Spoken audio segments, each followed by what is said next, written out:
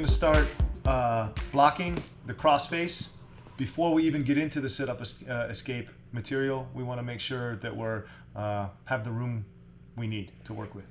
Okay, so let's say I'm here, I'm playing guard, I could be playing sitting guard, I could be playing down here like this, but whatever happens, Mike surprises me and throws my legs to the side and he's gonna start coming to control me, right? He's got my legs, he's got my hips, but I don't wanna let him come and get this upper body control here like this. I don't want him to be able to grab my head and smash me and put his shoulder in my jaw, right? So as soon as I feel him start to come around the side, I'm blocking this crossface here. I use the outside edge, this knife edge of my wrist right in the crook of his arm, and then my hand will chop over top here like this.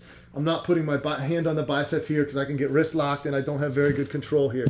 So I chop right in here, keep that under control, almost like I want to push his arm down towards his own ribs. I'm going to keep him from getting his head close to mine by keeping this frame locked in here, where it's the bottom kind of 4 inches of my elbow and forearm right in his neck. And I can secure that with my fingertips in his shoulder here. So now he's got my hips, but he doesn't have my upper body.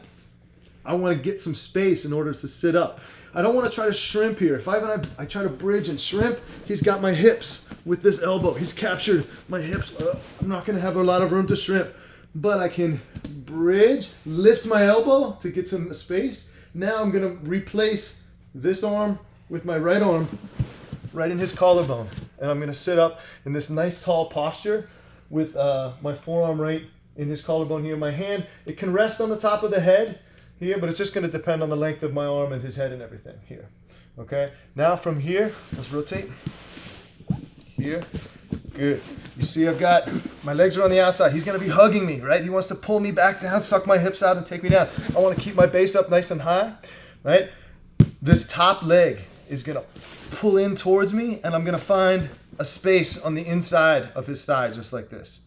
My other leg is important as well. I'm going to put my toes right on the mat connecting here, pressuring into the collarbone, pressuring into the mat, and I'm going to kick my hips back to break his hold.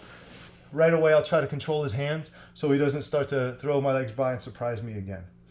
Okay, so this is kind of the foundation initial sit-up escape movement that you'll encounter the most often.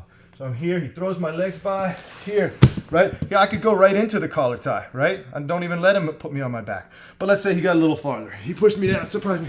Block that cross face. Don't let him have it, here, like this. Bring my feet up towards my hips. When I bridge, guys, don't bridge just straight up and down, here. I want to turn, let's turn this way a little bit. I want to turn and kind of turn my lower body this way, so when I bridge, I'm bridging in towards his hips. Here, I can affect him the most. So I bridge, lift my elbow to the ceiling, come up from my collar tie, nice and tall and proud from my elbow all the way to my hand here, like this, right?